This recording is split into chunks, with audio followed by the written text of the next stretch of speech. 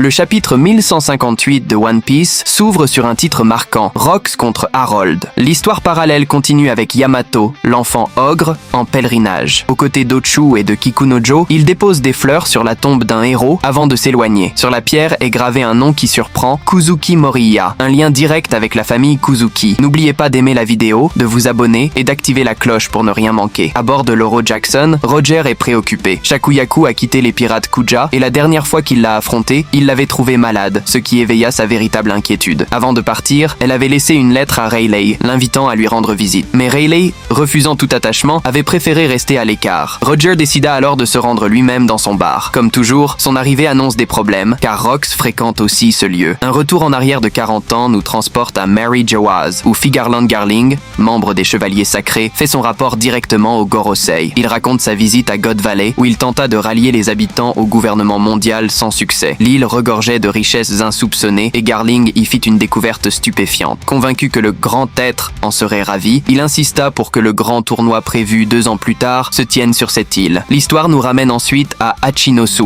l'île des pirates. Dans le bar de Shakuyaku, une règle interdit de se battre, forçant même les plus dangereux Forbans à discuter paisiblement autour d'un verre. Ce jour-là, Shakuyaku remarque Rox inhabituellement joyeux. Elle le taquine, suggérant qu'il n'est plus amoureux d'elle. Big Mom éclate de rire, pensant qu'il a trouvé une autre femme. Mais Rox réplique avec colère que c'est top secret. Stussy, de son côté, comprend qu'il ne s'agit pas d'une simple affaire de cœur. Il pourrait même être question d'un enfant. C'est alors que les pirates de Roger font irruption dans le bar. Roger terrasse en un instant la file de pirates qui attendaient à l'entrée et s'avance sous les regards ébahis de la foule qui immortalise la scène. Rox se lève aussitôt, fulminant. « Roger, combien de fois dois-je te rappeler que cette île est la mienne ?» Ce dernier réplique avec son insolence habituelle. « Et ce bar appartient à Shakuyaku. Pas de combat entre clients, tu le sais bien. Alors arrête de râler, vieux hérisson. » La tension est à son comble, mais Shakuyaku demande soudain où se trouve Riley. Les compagnons de Roger expliquent qu'il essaie resté sur le navire, ne voulant pas la voir. À ces mots, Shakuyaku pâlit, le cœur serré, puis s'évanouit. L'action se déplace alors dans les profondeurs d'Elbaf, où Rox et Harold s'affrontent dans un duel titanesque. Oda consacre 2 doubles pages à cet échange monumental. À distance, Loki et Hajrudin peinent à résister aux ondes de choc. Rox crie sa colère. « Harold, comment as-tu pu te laisser manipuler par le gouvernement ?» Harold, le visage grave, lui répond « J'ai douté, mais je devais faire un choix, même si cela signifiait lever mon arme contre un ami. » Rox rugit à nouveau. « Tu n'es qu'un pantin obéissant à leurs ordres. Les coups sont dévastateurs, mais aucun des deux ne cherche véritablement à tuer l'autre. » Le combat finit par s'achever sans vainqueur. Rox annonce la fin de leur amitié, tandis qu'Harold jure qu'il ne sacrifiera jamais son peuple pour suivre un homme voué à l'échec. Leur lien se brise ce jour-là et ils ne se reverront plus avant l'incident. À partir de ce moment, le jeune Loki passe ses journées à attendre Rox sur la côte d'Elbaf, guettant chaque nouvelle à son sujet dans les journaux. Ida, de son côté, ne cesse de lui répéter que Rox ne reviendra jamais. Peu à peu, Loki commence pourtant à se rapprocher d'elle, amorçant un changement dans son caractère. Le chapitre s'achève par un flashback 39 ans plus tôt, à God Valley, dans West Blue. Une femme aux cheveux flamboyants, montrée de dos, pousse une poussette où reposent 2 nourrissons. Les villageois, émerveillés par leur chevelure écarlate héritée de leur mère, prient pour qu'ils deviennent aussi sages qu'elle. Leur père étant absent, ils promettent d'aider à les élever. Reconnaissante, la mère accepte leur soutien. Puis vient la révélation qui secoue les lecteurs. À la question des prénoms, la femme se penche sur ses enfants et répond avec tendresse. Ils s'appellent Shanks et Shamrock. Ainsi s'achève ce chapitre bouleversant, qui révèle à la fois l'identité de la mère de Shanks et l'existence de son jumeau. Mais une énigme persiste. Figarland Garling est-il réellement leur père? Beaucoup en sont persuadés, mais Oda entretient le mystère. La semaine prochaine,